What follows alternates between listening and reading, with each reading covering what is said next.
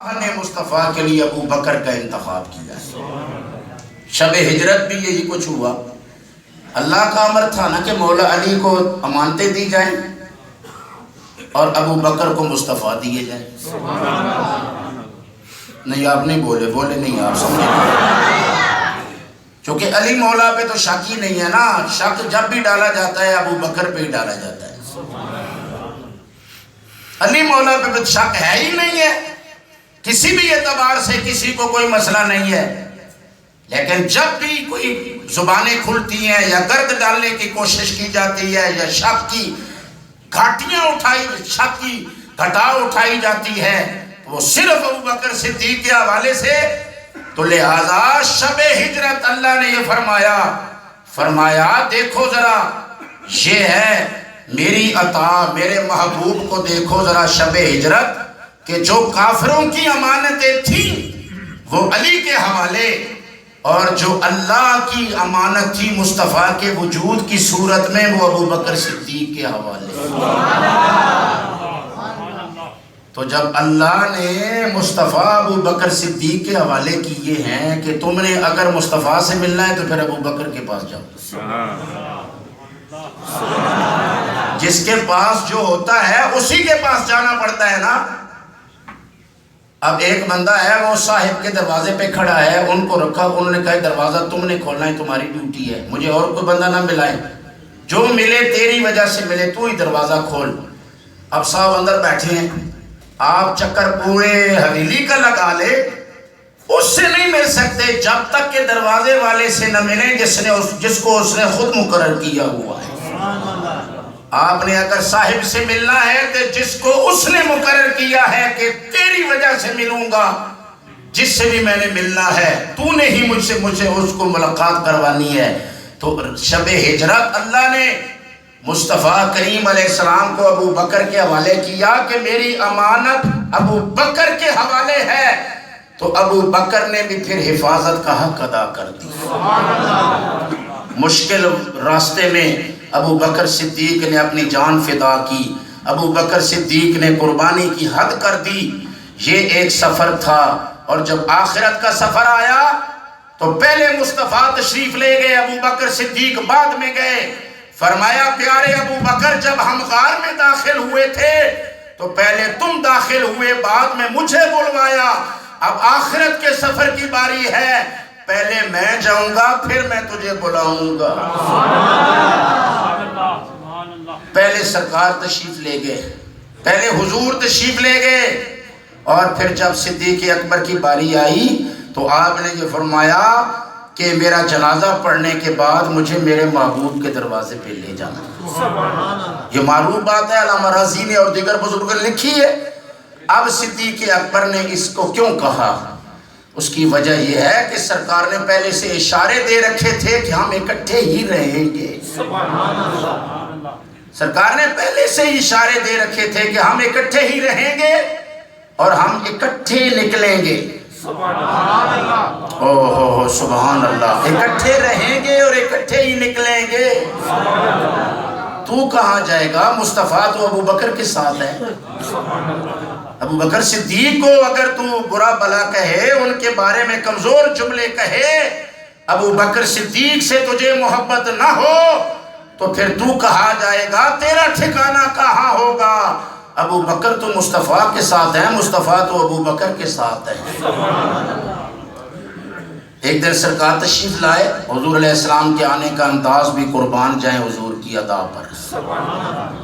سبحان اللہ، کیا ادا تھی جب سرکار اپنے غلاموں کی طرف تشریف لاتے تھے۔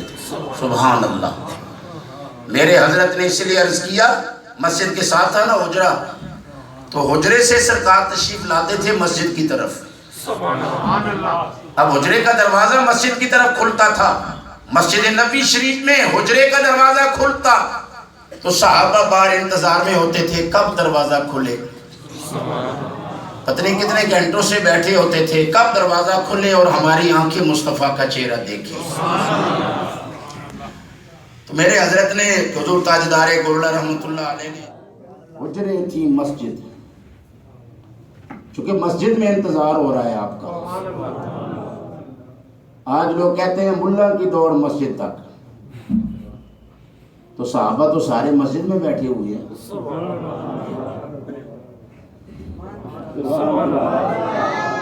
مولا علی مسجد میں بیٹھے ہوئے ہیں, امام حسن مسجد میں ہیں, امام حسین مسجد میں ہیں, تو پھر تمہیں سمجھ نہیں لگتی کہ مسجد میں کون ہوتے ہیں؟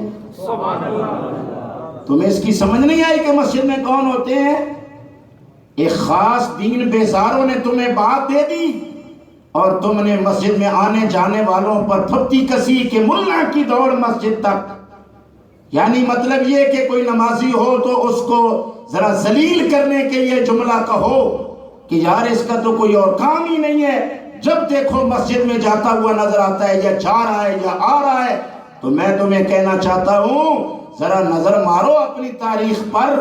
مسجد میں صرف آج تیرا بیٹا آ جا نہیں رہا, مصطفیٰ بھی ملیں گے تو مسجد میں ہی ملیں گے, مرتضیٰ بھی ملتے ہیں تو مسجد میں ہی ملتے ہیں, ابو بکر عمر بھی ملتے تو مسجد میں ملتے, عثمان و حیدر بھی ملتے تو مسجد میں ہی ملتے. تو حضرت نے عرض کیا صحابہ باہر انتظار کر رہے ہوتے تھے اور نگاہیں لگی ہوتی تھیں مصطفیٰ کے دروازے پر. میں نے کچھ کہا ہے, میں نے دروازے کا ذکر کیا. آج بھی جو اچھے مرید ہیں وہ پیر کے دربار بیٹھ جاتے ہیں اور انتظار کرتے ہیں, نظر پیر کے دروازے پر ہوتی ہے.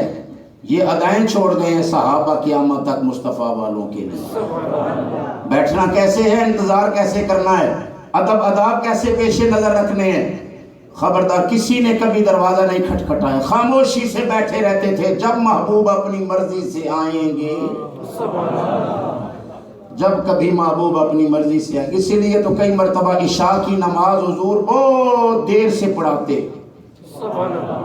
ایک دفعہ بہت دیر سے حضور نے عشاء کی نماز پڑھائی, بہت دیر سے سرکار تشریف لائے. انتظار کرتے کرتے صحابہ فرماتے ہیں ہم کئی مرتبہ ہمارے سر گھٹنوں پہ تھے, کئی مرتبہ ہم سوئے, کئی مرتبہ جاگے, لیکن محبوب ابھی تشریف نہیں لائے. تو کسی نے بھی نہیں کہا بھئی نہیں آئے تو کیا ہوا, پڑھ لو, کب تک بیٹھو گے, فجر ہونے والی ہے, رات گزر رہی ہے.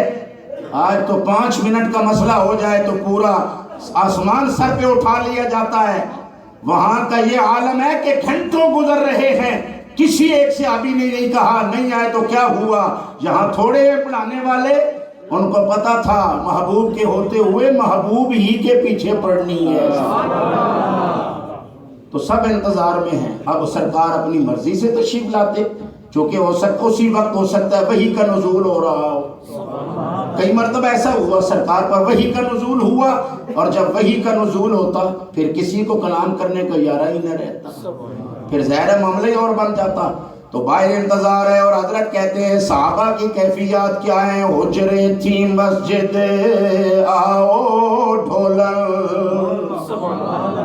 ہائے حجرے تھی مسجد آؤ ڈھولن, تیرے کارن سارے سکن, تو جگ اکھیاں رادہ فرش کرن, سب جنوں ان سب انس و ملک حوراں پریاں,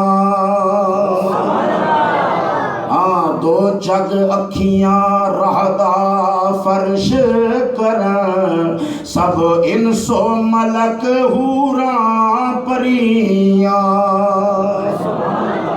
دو جگ اکھیاں رادہ فرش کرن.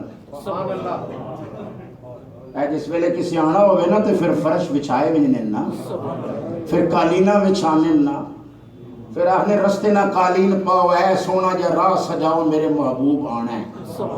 کہ ایسا عرض کرنے جس ویلے سرکار آنا ہے یار, کہ حضور مہربانی کرنے ہے, کہ پھر اس ویلے کیفیت کی ہے لوگاں نے آنے تے قالینہ بچھانیاں ونجنیان, کہ مصطفیٰ نے راواں وچ انسان تے جن تے ہوراں تے پریاں اپنی اکھاں بچھانے ہوندے, کہ انہاں راواں تو محبوب تشریف لے کے آ رہے ہیں. سبحان. تو سیدنا صدیق اکبر اب سرکار تشریف لائے, ایک ہاتھ میں ابو بکر کا ہاتھ ہے, ایک ہاتھ میں جناب عمر کا ہاتھ ہے, سبحان اللہ، سامنے صحابہ کی جماعت ہے، کیا منظر ہوگا جب تاجدار ختم نبوت نورانی چہرے کے ساتھ تشریف لا رہے ہوں گے، ایک ہاتھ میں ابو بکر، ایک ہاتھ میں عمر، درمیان میں مصطفیٰ کریم سرکار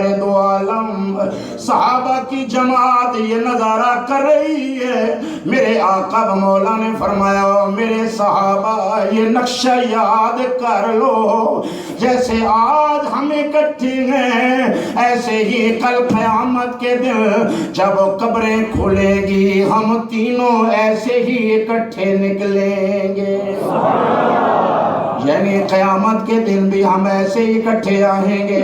بس میں کہنا یہ چاہ رہا ہوں مصطفیٰ والوں، مومنوں، کلمہ پڑھنے والوں، شک و شبہ سے مبرہ راستے پر چلنے والوں، ہمیں اللہ نے وہ حسین عقیدہ عطا فرمایا ہے جس میں صحابہ کا ادب ہے، اہل بیت کا پیار ہے۔ اللہ نے ہمیں وہ حسین عقیدہ عطا فرمایا ہے جس عقیدے میں گستاخیاں ہیں، جس عقیدے میں بے ادبیاں ہیں، چاہے وہ صحابہ کی بے ادبی ہو یا اہل بیت کی بے ادبی ہو، ایسے لوگوں پر کبھی اللہ کی رحمت نہیں ہو سکتی۔ رحمت اسی پر ہوگی جس کو صحابہ کا پیار بھی حاصل ہے، اہل بیت کی محبت بھی حاصل ہے۔ یہ نعمت اللہ نے اہل سنت و جماعت کو عطا فرمائی۔ پیار سے بولے ذرا سبحان اللہ۔ اب سیدنا صدیق اکبر حضور کے ساتھ ہیں۔ آج جو آپ کے والد صاحب کے دوست ہوں ان کے حقوق کیا ہیں؟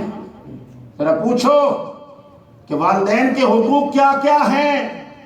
زندہ جو ماں باپ زندہ ہوں ان کے حقوق اور ہیں کہ ان کی خدمت کرو، ان کا علاج معالجہ کراؤ، ان کی دیکھ بھال کرو۔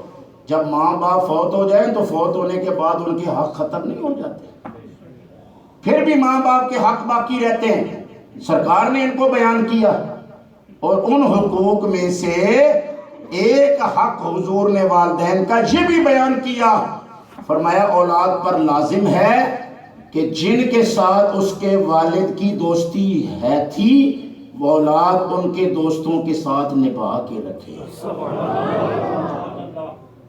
جن کے ساتھ ان کے والد کی دوستی تھی والد کے دوستوں کے ساتھ نبھا کے رکھنا، اچھے تعلقات رکھنا، یہ والدین کی فوتگی کے بعد والدین کا اولاد پر حق ہے۔ تو اگر والدین کے دوستوں سے نبھا کے رکھنے کا حکم ہے تو مصطفیٰ کے دوستوں کی شان کا میں نے کچھ کہا ہے، اگر بیٹھے ہیں تو پیار سے بولے ذرا سبحان اللہ۔ مصطفیٰ کا درجہ والد کے درجے جتنا نہیں سمجھتے ہو؟ والد تو تمہارا یا کسی کا بھی مصطفیٰ کی گلی کے ذرے پہ قربان ہے، تو جب والد کے دوست کے ساتھ نیکی کرنے کا حکم ہے تو والدین تو مصطفیٰ کے نالین پہ قربان ہیں۔ اگر والدین کے دوستوں کا حیا ہے تو مصطفیٰ کے دوستوں کا کتنا حیا کرنا چاہیے۔ یہ ہر مومن مسلمان کو سوچنا چاہیے، منہ دکھانا ہے رسول اللہ کو، مر کے جانا ہے حسنین کے نانا کے پاس، قیامت کے دن اٹھائے جاؤ گے، سامنے کھڑے کیے جاؤ گے، ایک ایک بولا ہوا بول تمہیں سنایا جائے گا، ایک ایک کیا ہوا عمل تمہیں دکھایا جائے گا۔ آج ابو بکر و عمر عثمان و حیدر کے بارے میں کمزور جملے نہ کہو۔ حضرت سیدہ طیبہ طاہرہ خاتون جنت پاک سلام اللہ علیہا یا حضور کی ازواج مطہرات یا نبی پاک کی بیٹیوں کے بارے میں کوئی کمزور جملہ نہ کہو، ایسا نہ ہو قیامت کے دن حضور کے سامنے کھڑا کر کے تم سے پوچھا جائے۔ سوچو، بس اتنا سوچو، اگر اس وقت تمہیں کھڑا کر کے کہا گیا کہ سیدہ کائنات کے بارے میں جو جملے دنیا میں بولتے رہے ہو اب حضور کے سامنے بولو، مجھے بتاؤ کس کی جرت ہوگی وہ کچھ کہنے کی جو دنیا میں کہتا رہا کمزوری سے؟ تو لہذا سیدنا صدیق اکبر ہیں، سیدنا مولا علی ہیں، سیدنا فاروق اعظم ہیں، سیدنا عثمان غنی ہیں، حسنین کریمین نوری جوڑی ہے، بی بی پاک ہیں، نبی پاک کی ازواج مطہرات ہیں، یہ شانوں والی ہستیاں جتنی ہیں ان کے بارے میں کبھی کوئی کمزور جملہ نہ کہنا، جو سرکار کے سامنے نہ کہہ سکو. یہاں ہمیشہ اچھے اچھے جملے ادا کرنا. اگر تمہیں بلا لیا گیا خوش قسمتی سے کہ چاہو حضور کے سامنے آ کے بولو, تو جب دنیا میں کہو گے ابو بکر پیارا ہے, ابو بکر حسین ہے, ابو بکر خوبصورت ہے, ابو بکر سونا ہے, تو جب بلا لیا گیا کہ جو دنیا میں کہتے تھے وہ حضور کے سامنے کہو, تو اس وقت تو تمہاری عادت ہوگی نا کہ ابو بکر پیارا ہے, ابو بکر حسین ہے, ابو بکر سونا ہے. تو اگر حضور کے سامنے بھی تم نے یہ کہہ دیا, بول پڑے کہ ابو بکر پیارا ہے, ابو بکر حسین ہے, ابو بکر سونا ہے, تو مجھے خود بتائیں حضور کتنے خوش ہوں گے. حضرت حسان ابن ثابت سے حضور نے ایک دفعہ فرمایا, حسان میری نعتیں تو لکھی ہیں, کوئی میرے یار کے بارے میں بھی لکھا ہے, کوئی میرے ابو بکر کے بارے میں بھی لکھا ہے؟ تو حضرت حسان ابن ثابت کہتے ہیں, یا رسول اللہ میں نے ان کے لیے بھی لکھا ہے. اس کا مطلب ہے نعت خان جہاں حضور کی نعت پڑھے وہاں مصطفیٰ کے پیاروں کی مناقب بھی پڑھے. یہ بھی نعت خان حضرت حسان نے سمجھایا ہے کہ حضرت ابو بکر صدیق کا بھی ساتھ ذکر کرو, اہل بیت کا بھی ذکر کرو, مولا علی کا بھی پیاروں کا ذکر کرو. آخری جملہ سنو, حضرت حسان سے حضور نے فرمایا پھر سناؤ, سنا. تو آج حضرت ابو بکر کا نام سننا نہیں چاہتا؟ جو تیرے نبی ہیں وہ تو پیار سے سن رہے ہیں. خود خواہش کی چاہا, سرکار نے فرمایا مجھے میرے ابو بکر کی منقبت سناؤ, مجھے شعر سناؤ میرے ابو بکر کی شان میں. اب حضور بیٹھے, حضرت حسان ابن ثابت شعر پڑھ رہے ہیں, اور ایک ایک شعر کیا کہنے مصطفیٰ کریم سماعت فرما رہے ہیں. جب آخر میں آخری شعر پڑھا تو نبی کریم علیہ السلام بے ساختہ پکار اٹھے, فرمایا حسان جو تو نے میرے یار کے لیے کہا سچ کہا, سچ کہا, سچ کہا. اب حضور تو ابو بکر کا ذکر سن کے خوشی سے جھوم اٹھیں اور کلمہ پڑھ کے دعوے دار ہوئے, کہتے ہیں پھر میں مسلمان ہوں, اور ابو بکر صدیق کے نام پہ چڑھ جائے, پریشان ہو جائے, دکھی ہو جائے, تو پھر تیرا کیا رشتہ ہے آخری نبی کے ساتھ؟ آخری نبی کے دوستوں کا حیا کر تاکہ تیرے اوپر مصطفیٰ نگاہ فرمائیں. حضرت سیدنا ابو بکر صدیق رضی اللہ تعالیٰ عنہ کا 22 تاریخ اس مہینے کے یوم وصال بن رہا ہے, تو لہٰذا جب وہ دن آئے تو 1-2 دن کے بعد ہی دن ہے, تو لہٰذا آپ اپنے گھروں میں سیدنا صدیق اکبر کا ختم کا اہتمام کریں. باقاعدہ گولڑا شریف میں آپ کا ختم شریف پوری عقیدت کے ساتھ دلایا جاتا ہے. جیسے مشائخ کا ختم ہوتا ہے, ایسے ہی جب سیدنا صدیق اکبر کا یوم وصال آتا ہے تو دربار عالیہ گولڑا شریف میں پورا اہتمام ہوتا ہے. بابو جی رحمت اللہ علیہ فرماتے تھے, فرمایا جیسے باقیوں کا ختم ہے ایسے ہی اس سونے کا بھی ختم دلائیں گے جس سونے نے سب کچھ ہمارے نانا کے قدموں پہ قربان کیا. تو لہٰذا سیدنا صدیق اکبر کی محبتوں کے تذکرے چھیڑیں اولاد کے سامنے گھر میں, تاکہ اس کی برکتیں حاصل ہو سکیں. اللہ تعالیٰ صدیق اکبر کی وفاؤں کا واسطہ حضور کی امت پہ رحم و کرم فرمائے.